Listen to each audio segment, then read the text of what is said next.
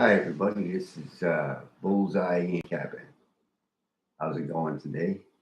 I'm going live because I made a video yesterday. Um, I didn't put it up about the game we all love called horse racing. And my number one mantra for like 30 years was you can beat a race, but you can't beat the races. And yesterday I came up with probably my second best mantra, at least in my mind. I'm playing for 50 years, so uh, this is special to me. Came with the Kentucky Derby is the moment of perfection. The Kentucky Derby is a moment of perfection. And then we're asking ourselves, will you be perfect on Derby Day? And I made this video and I wanted to share it. And then I'll interject. But so I am propelled to share more, and I'm also propelled to share my first time ever moment of perfection with the Kentucky Derby. It truly is a moment of perfection. Think about it. Got 20 horses running, and everything has to go perfect. And if it does, it's, the Kentucky Derby, without a doubt, is a moment of perfection. And actually, all, God-given, displays of perfection is basically just God showing how powerful He is in my mind. And He's just giving us entertainment. Like when I watched the NCCA, in March this year, that guy from UConn, that kid by Mullins, I think his name was, that was a moment of perfection when he put in that shot with only 4 seconds to go. And that's, again, God just, showing us His power and how beautiful and talented we all are. No matter what our situation is, we're dealt a deck of cards and we play those cards. And some people, get to show, a moment of perfection. So I've been playing the race for 50 years, and there's no doubt about it. Kentucky Derby is a moment of perfection. And I think that's why I came up with it, today. And why I'm sharing it with you. And, it's funny, this is the first year that normally I put in hundreds and hundreds of hours. I'm still putting in quite a few hours of video watching, media watching, stuff like that. But now I'm starting to cool off. And again, instead of handicapping for 8 to 12 hours, now I dance for 6 and, use the other time to do other things, rollerblade and, just try to get out of the horse racing bubble, get into the world bubble. And that's the key, in the latter stages of your playing is that you're going to have to get out of the horse racing bubble and get into the world bubble and learn balance. And, it's funny, like, it's not all about horse racing information, because really it's useless at this point. You need to know a little bit here and a little bit there, but nothing near what people tell you. You don't need to go to a seminar to hear somebody else's opinion. This game is about you creating a story and then getting wowed by the story. And if you're wowed by the story, you can continue. That's bullseye handicapping. Bullseye handicapping is only playing races when you're wowed. And obviously the Derby wows you, but it's not a race where you can handicap. Handicapping the Derby is crazy. My approach is not handicapping, it's just having a felt sense. Gaining all the data, and if you get wowed during the process, you can get involved. If you don't, you just enjoy it, and just have some fun with it. And for me, especially the last years, it's been mostly just have fun with it. Mostly just have a good horse racing experience, an enjoyable horse racing experience. Don't let the most magical day of the year, the Kentucky Derby, moment of perfection, not the way you want it to. How could it be perfect? It can be perfect by you not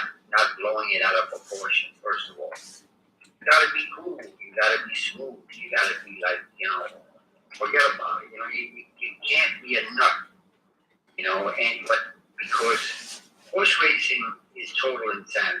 Gambling is total insanity. So the Derby is at its insanity at its optimal. It's insanity at its optimism. The only thing you can do is get lucky and get paid. Take a risk. Take a leap and risk it all, so to speak. Your little wager, your little unit of play. But truly, the best thing about the Derby is to have an enjoyable horse racing experience. Be selective. Just pick the Derby and don't play any other race. So just pick 3 races. Like for me, I'm playing on Friday, Yeshiva, and then on Saturday, the Derby. But if I see something else that I'm wild by, that's more that can make the experience even more enjoyable. I'm going to do that because I know that the Kentucky Derby, and I also know that moments of perfection are very few for most of us. Very few, if any. I can't tell you how many derbies I did really well in. I can tell you other races, but not derbies. Because, again, total insanity. To have that moment of perfection is the optimal. Only a few are able to get the grand prize. It's just the way it is. There's nothing you can do about it. Only one person wins. And now the field is double. So, the best thing you can do is, I have this thing called the ego buster approach. Bust your ego. You don't know. You won't know. And if you do hit it, it's because you got lucky. Like what that guy John did over last week with, I think, the 8-horse Triplet or something like that. That was his selection. But his game seemed to only be from getting in the tournament and winning a little bit of money. If he put $2,000 to win on the horse, he wins $63,000. That's a moment of perfection. And I just when you get out of the game and you don't, now I'm only playing 5% of the time, you see everything. Clarity becomes everything. It's because of the fact that you're not Baba Boo anymore. You're not insane. You know that if you play a race, you're going in the ring with Mike Tyson. You're coherent.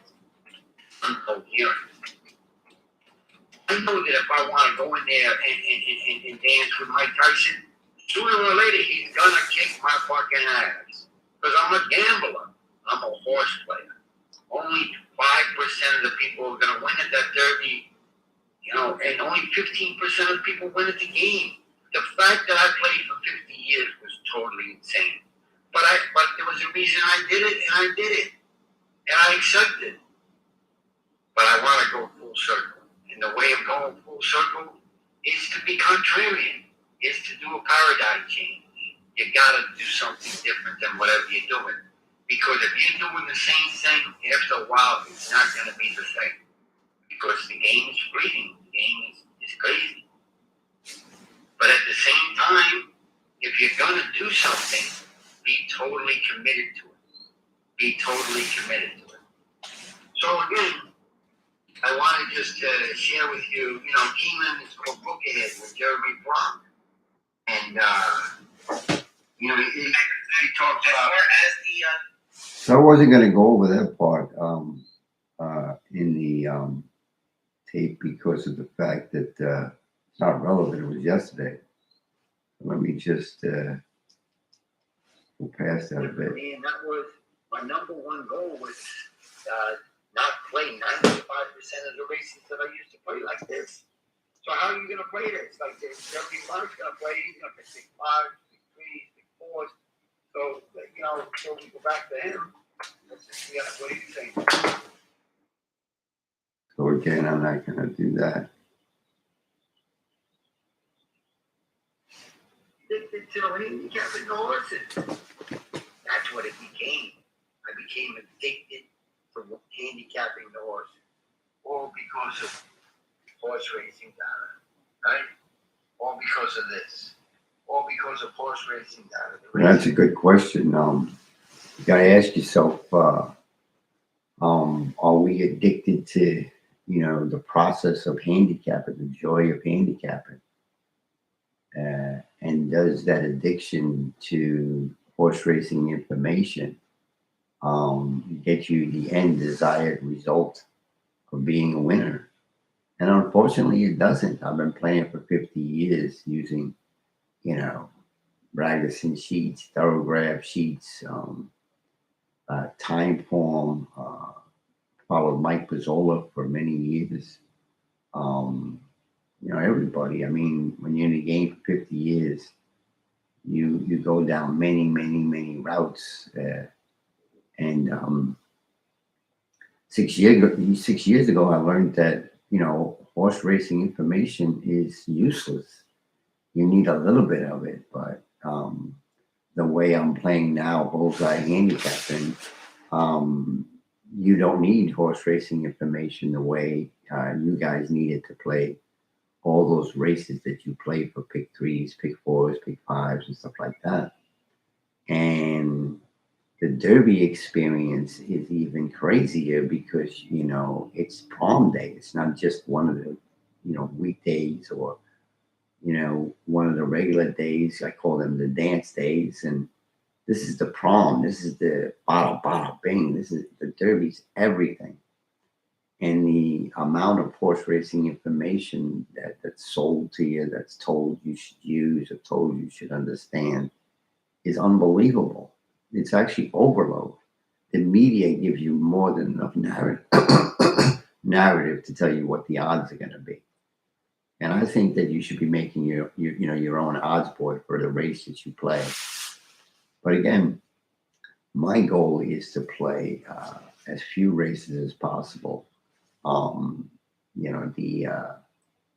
The bullseye handicapping is playing just a race.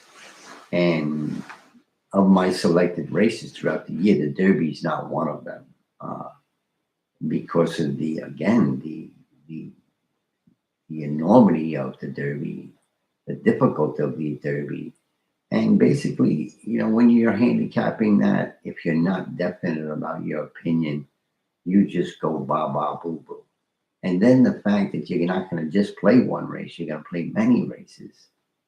You're going to go in the ring with Mike Tyson many times, whereas the bullseye handicap is just going into playing the one race. And again, good thing about doing the bullseye approach is that I'm not playing other days. I'm not playing today. I'm not going to be playing again till Friday. Like I said, the Ali Shiba.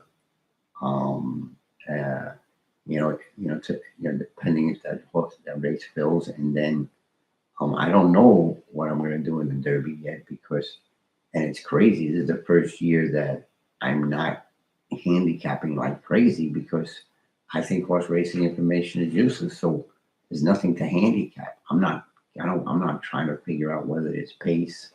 I'm not trying to figure out whether this is going to happen or that's going to happen. Through looking at horse racing information, I don't want to know about a pattern or who has the best raggers. If you follow these horses, who's who and what's what. For a group of them. But then again, our game is not about certainty. We wish it could be about certainty. It's very, very uncertain. So even though you go through all this information, the rich strike syndrome happens, or things that you shake your head and say, how the hell did that happen? Because it's horse racing, and horse racing is insane. So if you don't understand that right off the bat, then you don't even want to sit at the table, so to speak. And I think that's kind of conversations I call them taking off your underwear conversations. Nobody talks about the part of the game that's ugly. Uh, Nobody talks about the part of the game where if you're going to be a full-time horse player, if you're going to be a full-time gambler, um, forget about family, forget about relationships, forget about any other commitment but horse racing, because it swallows you. Gambling swallows you, horse racing swallows you. Texas Hold'em, all these, it doesn't matter what it is, but I only do horse racing and it swallows you. I'm 70, and if you continue to play it, I started at 20 and I played it till 70. I was married. I did have a child, a child. I do have grandchildren, but I don't get to see them because being a gambler, being addicted to a passion that is self-destructive. It wasn't as bad as it sounds in the sense of whatever, because I never went down. I never went to down, so to speak, meaning to a place where I couldn't return, or I never got into a situation where it was horrible, so to speak. It just would, I just think gambling is like constant pain. It's almost like you're asking yourself, why the fuck am I doing this? It's like I was watching a movie and I was watching the guy whip his back. So how the hell does he get any kind of gratification out of whipping his back? Back in the old days when they were, Vikings and shit like that. Bigger dudes too, not 5'9", 140 pounds like me. I'm jockey weight. But anyway, getting back to the story, so I'm trying to understand the concept of whipping your back, and I just can't comprehend it. And then one day I'm laying down on my bed and I'm saying, son of a bitch, that's gambling. Gambling is just constantly whipping your back. The only difference is that there's razor blades on the end of the whip. They just go into your back and just sting. It just stings. It doesn't kill you, but boy, it's brutal. And that's what playing the races, in a way that's just raggedy, or in a way that's out of control, or a way that's you don't have balance. So I realized that 6 years ago. I said, shit, I got a paradigm change. I got first thing I came up with busting my ego and understanding that you can beat a race, but you can't beat the races. And then I understood that I gotta watch more and not make investments or bets or gamble. So I did that for years, and all very, very difficult. I'm a kung fu guy, so it's like getting belts, getting white belt, yellow belt, green belt, red belt, brown belt, black belt, guru, and it goes on and on. You just keep going, and that's a horse race. That's a horse player. You're talking about determination. You're talking about laser focus, determination, and persistence to achieve whatever. And I think that's because of the fact that I was thinking about this yesterday too. I think that's because of the fact that when I'm in this experience, I feel the most alive. And that's what I got bitten. That's what I got bitten by. You get bitten by, like, right. I'm 70 years old, and my body's, on the downswing, just being old. No, yeah, you can say, oh, because I did this, because I did that. It's not, you're just old. Shit, what are you going to do? And you're going home, you don't want to see your man, you know what I mean? And that's all right. So you ask yourself, how do you want it to be? Like, how do you want it to go at the end? And what it turns out to be is that you want it to be, nice, okay. You don't need the bada bing anymore. You don't need you don't need as much as you used to need. So you got to get down to that level where It's important to have enjoyable experiences. You don't want to keep playing race after race after race and going in the round with Mike Tyson getting your teeth punched in, him just kicking your ass and laughing and making fun of you. That's playing the races, you know, out of control. That's playing races, you know, 5 days a week, 3 races a day, 52 weeks a year for 50 years. Man, that shit's insanity. But again, going back to what I was saying before, but the thing I couldn't control was the fact that the elevation of the going through the experience, even though it unfortunately more times than the other was brutal, destructive. The anxiety is unreal when you're a horse player or a gambler. The anxiety is like it's like a razor blade. That's why I dance for when I played. I always danced, dance for like 6 hours a day now, but I always dance while I played. And basically, it was to get your mojo to where it needed to be, so that when you went in the game, you could be as prepared as possible. Again, I'm a kung fu guy, so I do my katas, I do my reps, and it's the same as being a gambler. You do your homework. I mean, I do my homework like forget about it. I mean, but mainly it's because it's not difficult. It's the joy of handicapping.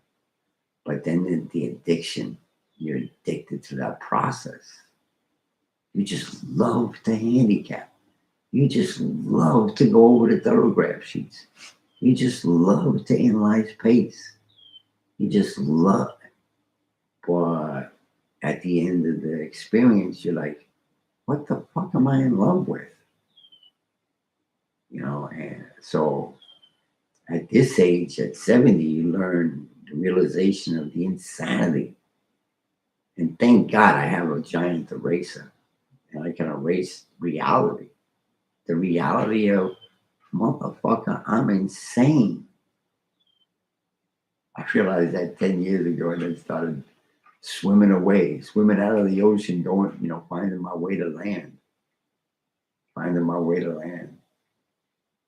And finally being able to cross through the fire and moment of truth. I can't do this shit no more. And then on Derby Day,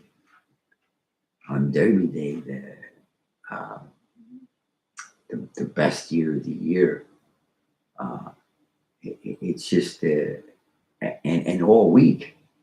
I remember last year I was watching the morning shows every day. Couldn't wait to watch the morning show. I haven't watched one yet because, again, bada boo, you don't want to be way out there. Especially if you've been practicing, not to be insane, not to be an addicted horse player to the game we all love called horse racing. It's just brutal. But again, like I said, I never understood why I did it anyway. Never understood until the realization was that it's the snake that bit my little white ass. It's the snake that bit my little white ass. God kissed me on the one side of my ass when I was young. At 16, he took his bubble lips and kissed me on my, I don't know which cheek. I think it's the left cheek because they're still there. But on the right side, I got snake bitten by the game we all love called horse racing. And then the Kentucky Derby, the moment of perfection. How many, I don't know if I had 50 moments of perfection in my lifetime. But again, I remember when I did go to the prom, which the Kentucky Derby was, that experience was unreal. It was just, getting your tux, your shoes, your hair, the way you smelled your shower, your smile, your mojo. And that's the Derby. That's the Derby. The Derby's this. And I understand why they dress up at that place. I understand because it's a Derby, and you're gonna get a moment of perfection on the Derby. A moment of perfection on the Derby. So I decided just to play races that offer me a moment of perfection, and I try to be perfect. I try to be perfect on that day. And that's been pleasurable. So I've gotten my smile back because of the fact that I'm able to reduce the amount of races, the amount of unplayable races that I play throughout the year, throughout the day. Because I don't want to fight Mike Tyson. I don't want to go in there and think that I can kick Mike Tyson's ass and win this race. Because that motherfucker keeps beating my ass 80% of the time. So I decided I'm going to hide from Mike Tyson and only come out once in a while. So out of every 10, I'm going to come out 5% of the time, 10% of the time. So I've got any 10 races, I'm only going to play one. Out of every 100, I'm going to play 10. I'm going to go from playing 2,500 races a year. So that's 2,500 rounds with Mike Tyson to 50 to 60. That's a big swing.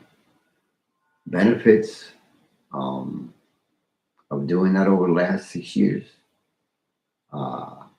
Anxiety reduction, phenomenal. Self-destructive habits like smoking, medical marijuana, in excess because of the brutal journey you have as a horse player. And it is brutal. It's also stimulating now, but you don't forget the brutality of it. You almost forget the joy of it because of the fact that most horse players can't pass races. How many people are playing today? How many of them, again, it's a week away. And do you have to play today? Or can you go out and do something else? Can you leave the horse racing bubble and go out to, the world bubble? And that's what I'm doing. I'm going to do that in a few minutes, and then maybe I'll come back. But, I'm going to go meet my friend Gary, and we're going to go to the karate studio, talk, hang out, and then I'll come back and enjoy this experience more. But I wanted to document this a little bit because of the fact that I did it the other day. I enjoyed it, but the video aspect of it wasn't good. And I haven't done this in a long time, where I just put up my lights and share my bullseye approach to playing the game we all love called horse racing. And anybody ever wants to say hello, I'm at 475-279-5398. I put it up there. I like that thing that John said, pass the wire. Put that when he wants to save something. So I use the same thing. Put that. When something's good, use it. That's what I say. So again, this was all about Kentucky Derby. The moment of perfection. Kentucky Derby. A moment of perfection. I hope your moment of perfection happens next Saturday. But in the meantime, leave the horse racing bubble if you can. All right. Talk to you again soon. Bye now.